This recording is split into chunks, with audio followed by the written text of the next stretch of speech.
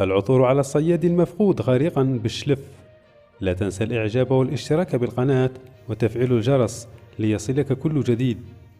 تمكنت فرق الغطس للحماية المدنية بالشلف وبمشاركة بعض المتطوعين من غواصين هاوين تحت قيادة فرق الحماية المدنية من العثور على الصياد المفقود منذ ليلة الجمعة بمنطقة حجرة ناجي ببلدية المرسى، بعدما تم استئناف صباح هذا اليوم عمليات البحث عنه والعثور عليه غارقا في أعماق البحر في حدود الساعة 11 وانتشاله، بعدما تم تسخير وتعزيز جهود فرق الغطس للحماية المدنية لولاية الشلف مدعمة بنظيرتها من ولاية عين الدفلة وتيبازا، ومشاركة بعض الغطاسين من الهواة لتوسيع وتقسيم منطقة البحث عنه.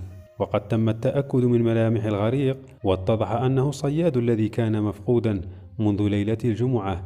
الضحية ينحدر من حي الرادار ببلدية الشلف.